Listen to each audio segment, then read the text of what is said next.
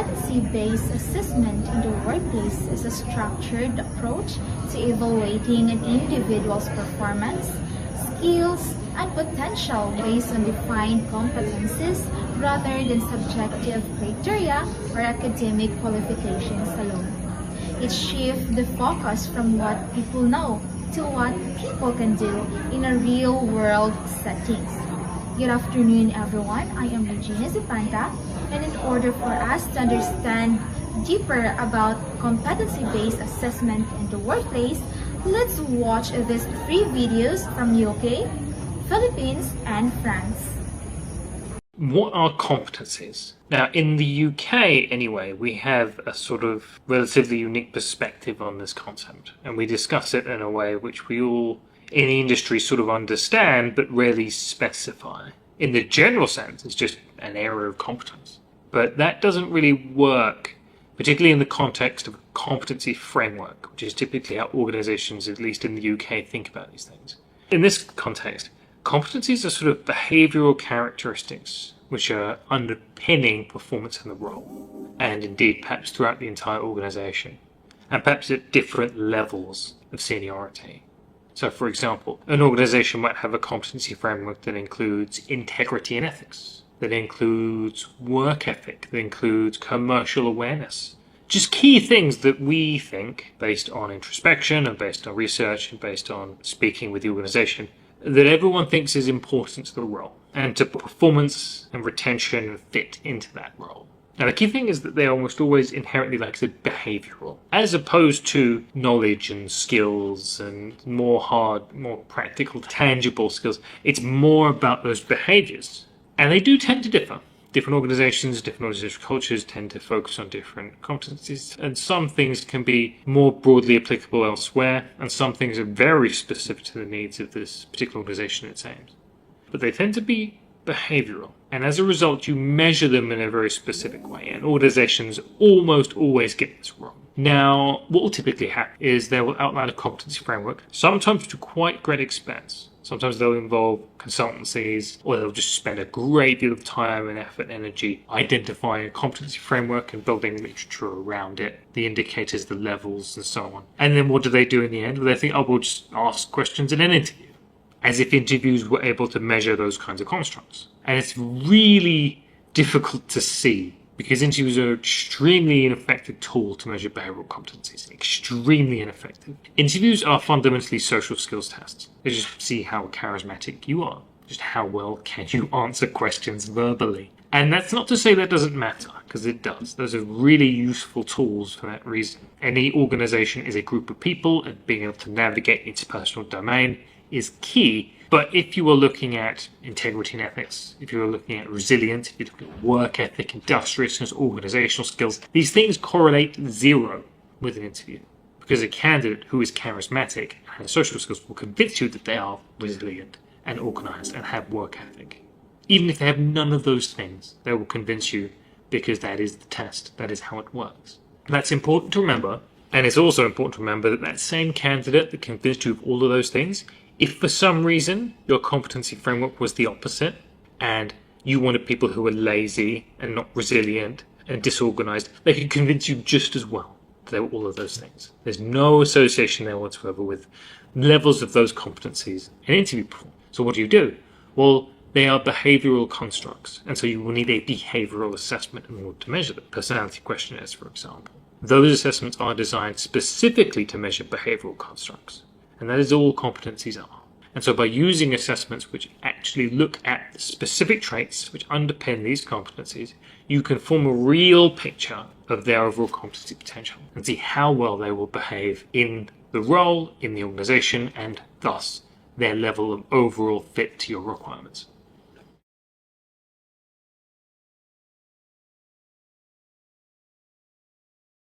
G'day, it's Steve here and welcome to Fortress Learning. In this bite-sized tutorial, I'm going to introduce you to competency-based training and assessment and explain how it works and the key features of this assessment model.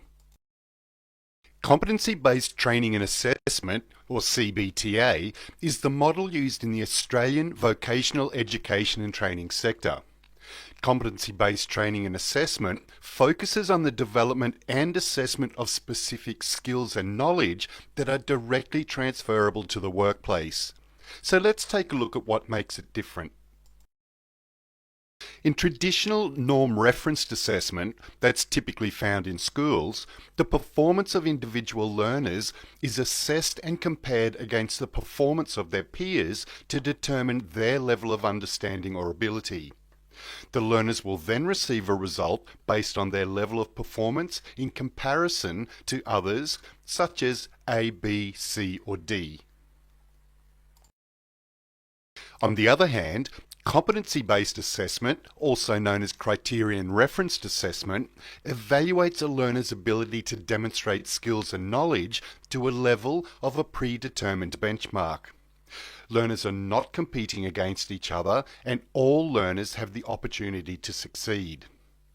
In fact, these days, even high schools are moving more towards this model of assessment rather than norm-referenced, and there's also a growing number of vocational subjects being delivered there.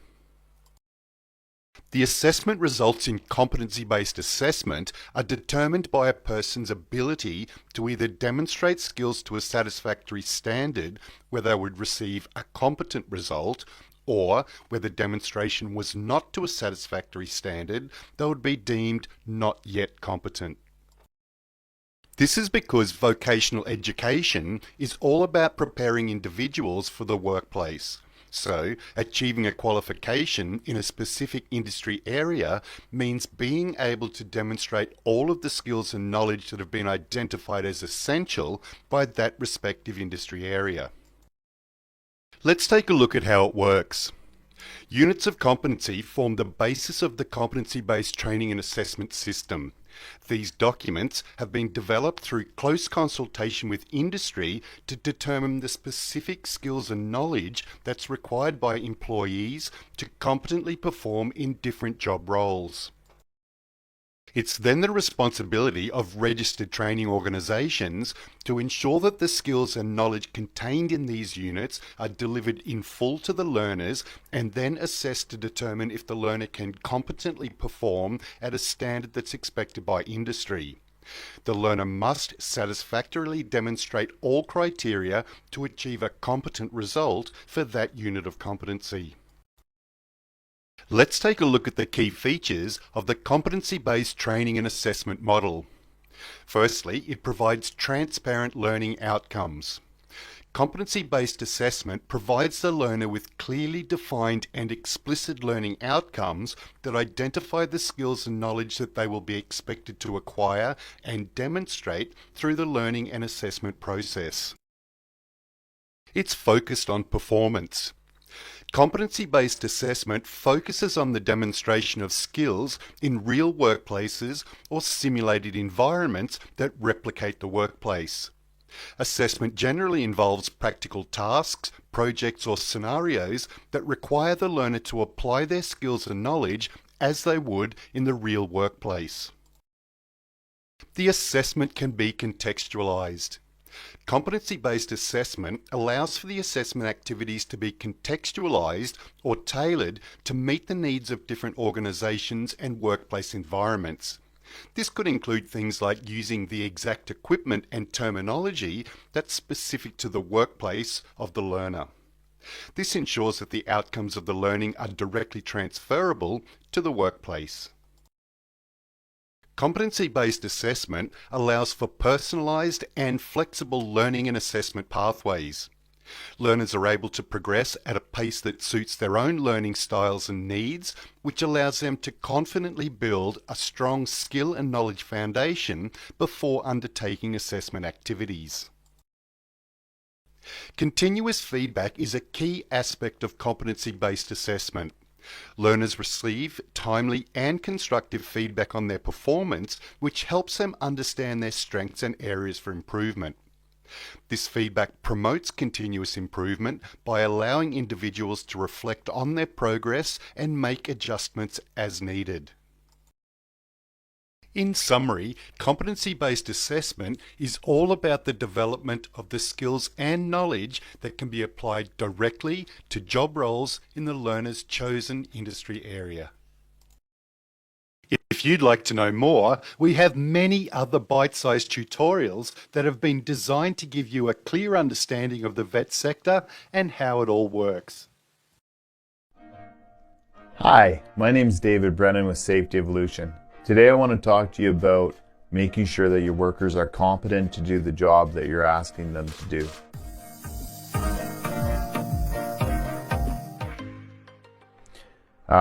One of the things that we see as a big challenge is companies making sure that that worker that goes out in the field can actually do that job that they're supposed to do.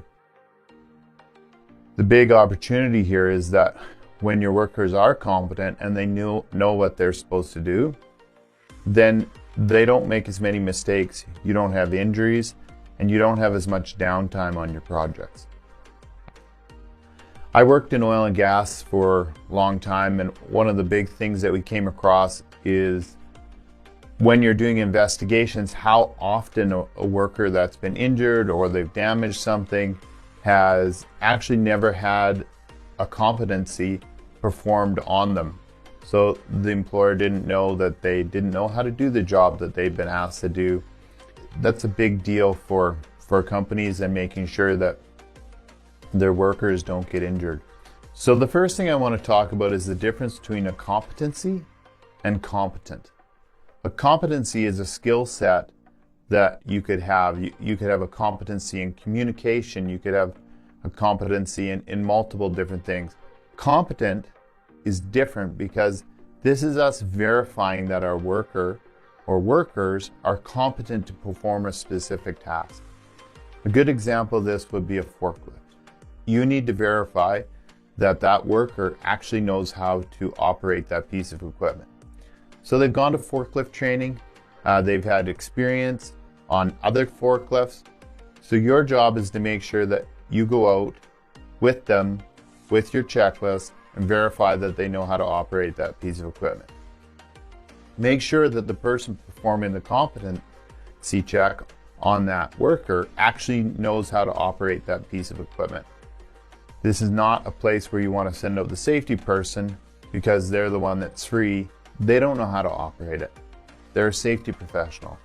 Get a person that's a professional in operating that piece of equipment to do that competency. So that's what a competency is in our terminology for this.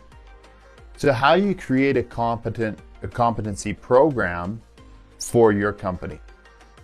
The first thing you want to do is actually dig into your practices, your procedures, start creating a list of all the specific things that you do. So critical tasks, equipment that you operate, all that. Once you have that, using your people that know how to operate it well, the people that have been trained, as well as all of your documentation, create a checklist for each of those tasks or each of those pieces of equipment that allows you to walk through a new worker and verify that they actually know what they're doing.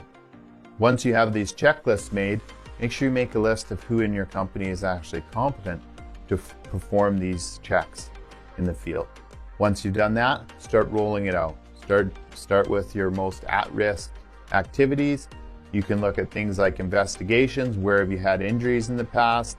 Start rolling out your program, doing your checks, making sure that you have those documented and that you can verify that if you need to. So one of the big things is that we see in industry, people say, oh, this person has been trained, they've worked at other companies, they know what they're doing. Don't get caught in this trap. This is the fastest way to get into an incident or getting one of your workers hurt very, very quickly. Make sure that you're doing competencies on them. Make sure that you're checking that they know how to do that job. Just because it says they know how to on a resume doesn't mean they know how to do it. So just a quick recap. Make sure that you know the difference between a competency and performing a competency check. See, it even gets me. Make sure that you build out your tasks that you need to have your checklist for, who can do the checklist, and then start implementing it for your company. Once you got that all up and rolling, you're going to see an incredible decrease in your worker injuries. You'll also see that the quality of your product goes up as well. If you want to see how you can automate this, book 15 minutes with one of our team, and we'll show you how we can help you out. Have a great day.